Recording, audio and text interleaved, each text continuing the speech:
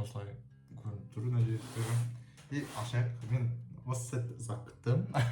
Коробканы ашпағым сондықты көрейік қалай жүр. Мен еще бірінші макбуктерді алып отырмын, в принципе. О май гад.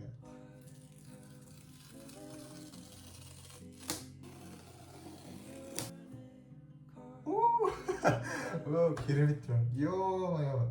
Такой кайф. Осылай.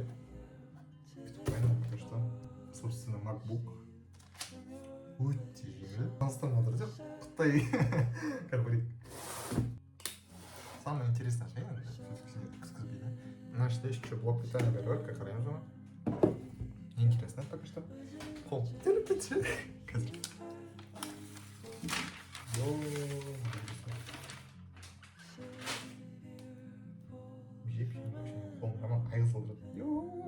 Apple.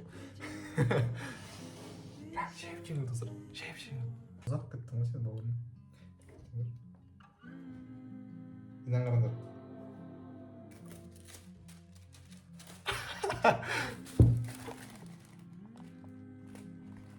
Керемет.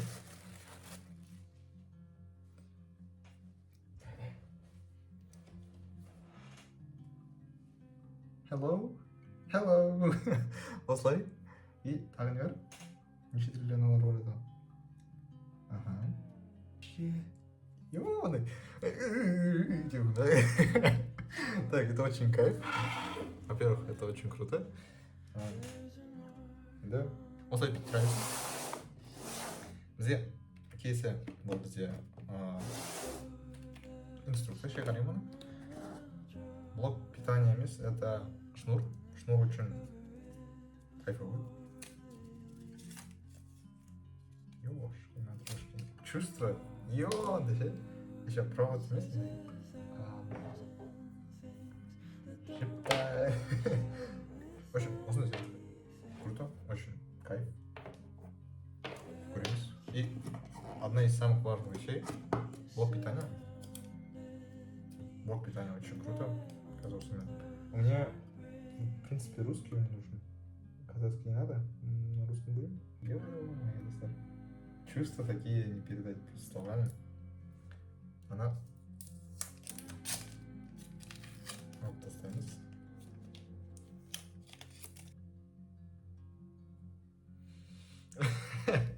Вот сюда опять низкий. У меня регион не Австралия. Почему-то так. Macos содержит интегрированную функцию чтения экрана под названием VoiceOver. Если вы знаете, как пользоваться VoiceOver, нажмите сочетание клавиш команды. Сәлем достар, қалайсыңдар? Жалпылама осы видеоны уже MacBookпен, то есть осы көріп тұрғандай микрофонмен, осы камерамен уже басталды MacBookта. Осы уже көрімен, осы видео арқылы сендер MacBook'тың камерасымен дауысын уже көре түсіне аласыңдар. Жалпылама качественнее, чем многие ноутбуки, былай айтсаң, уже ноутбук тез қолданбайсың, уже MacBook тез қолданасың көбірек. Ладно, жалпылама былай айтайын, MacBook'тың плюстерін, минустерін осы жерде айтамын. И соңында советовал бы я вам тут этот MacBook. И сонда жақсы бір айтатын гайдым бар. Жалпылама осы жерде плюстерінен бастан келіп тұр.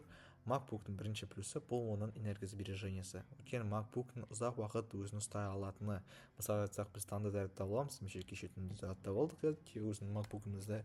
И оны таңнан кешке дейін немесе түнге шейін жұмыс істей аласың. Оны спокойно, прям до конца светпен қосып қойып болсын, басқа да болсын, онымен қиналмай 12 сағат примерно жұмыс істей аласың. 12-ден төмен шығар где-то, но все-таки без остановки жұмыс істей аласың, қиналмай. Өйткені мен қазір уже сағат 8 болып отыр, зарядка 50%. Мен зарядканы алдым, таңда зарядтап, и все.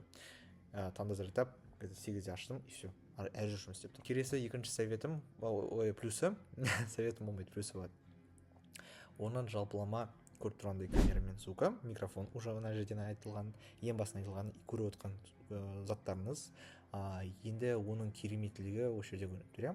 Енді кейсі үшінші оның плюсы жалпылама оның былай айтайын динамикасы өте керемет. Өйткені оның жалпылама көріп тұрғаныңыздай дегенде өзім көріп едім оны идеально. Оның светодиоды, то есть мұнда көріп тұрған көптеген светтерді күшті етіп әдемі көрсетеді. Келесі оның жалпылама дауыс күшті етіп естілтеді, динамиктері жақсы, және де оның былай айтайын механикасы жақсы. То есть механика дегенде оның проработка. То есть мысалы сен жұмыс істейсің онымен, ол основном не зависает, көптеген заттармен қатпайды, интернет жақсы болса әрине қатпайды.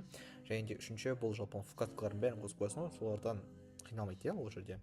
Жалпылама төртінші плюсы, оның жалпылама көптеген кездерде обработка монтажа болсын, басқа да кездерде ол прям құтқарады. Осы видеоны мен монтаждаймын осы MacBook арқылы, осы арқылы көресіңдер.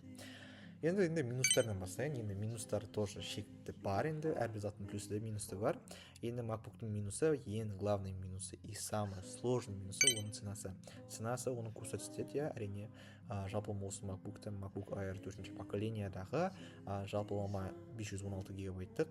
Мен оны 600 мыңға алдым. 600 мың өте көп жалпылама айтсақ MacBook'ке, в принципе, MacBook'ке емес, MacBook'ке нормально, а ноутбук'ке, в принципе, ужасно, былай айтсақ, өйткені былай айтайын, көптеген студенттер, көптеген оқушылар оны спокойно ала алмайды, енді алу қиын. Өзім ұзақ күткеннен, өзім арманым болған еді осы MacBook'ты алу наконец-то. И сосын MacBook'ты алғанда оның минустарды, плюстерін көрдім, білдім, и оның плюстерін де минустарын, но бірақ та қатты арман болған еді. Өйткені олмен жұмыс істеу өте прям кайфы, монтаждау деген, и осы оның минусы болған. Ценасы главный минусы. Енді қалған минустары уже не критичен, но все равно критичный моменттер бар. Мысалы айтсақ, оның USB кабельдері. То есть оның тек қана екі ғана USB кабелі бар. То есть USB кабельден екі USB жалпылама переходник бар. Я былай айтайын, өйткені оған зарядка тағуға болады, немесе оған басқа да микрофон болсын, басқа да салуға болады. И мындай наушникке арналған қандай круглый там переходник есть. И зарядка өзі.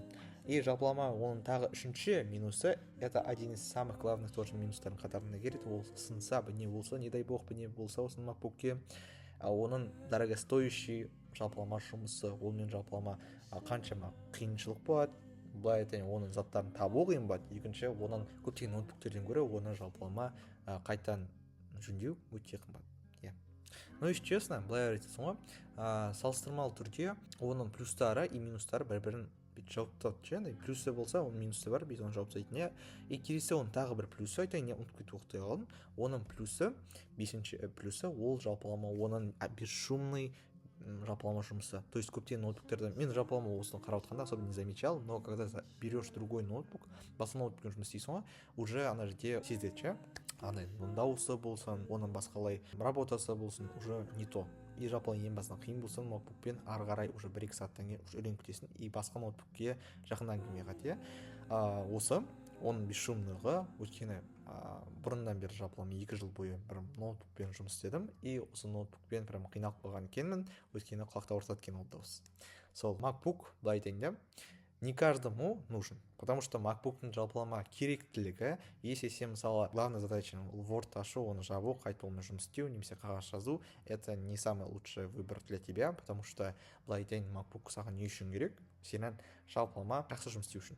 Былай айтайын, жақсы жұмыс істеу дегенде әрбір ноутбуктың қолына келеді, ол жақсы жұмыс істеу, адамға да байланысты дегенде, но MacBook онымен күшті справляться етеді. Қайта монтаждау, видео снимать деу, онымен слайдтар жасау, өте қиналмау, осы арқылы көп жұмыс істеу, оның жалпы энергосбережениесі, осылардың бәрі MacBook'тың атында делайтын, но бірақ та ценасы көрсетеді, айтып.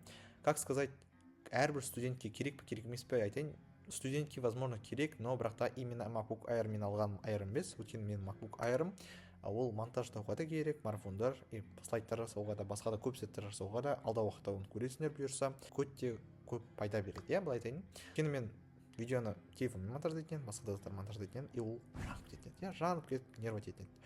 Ал MacBook особо қатты жанбайды, и он эффективное охлаждение бар, ноутбукты енді көрпеге соғып болмаса, көрпенің астына бүйтіп жұмыс істемесе, онымен любой ноутбук болсын, не только MacBook ысып кетеді, былай айтсақ. Осы совет беретінен, если сен, конечно, оны қолдансаң дұрыс. Если былай айтайын, если сен задачаларын оған приоритет болмаса, то есть бағанағыдай көптеген қиын заттар жасау, онымен ойнау дейтін вообще, MacBook ойнай алмайсың досын.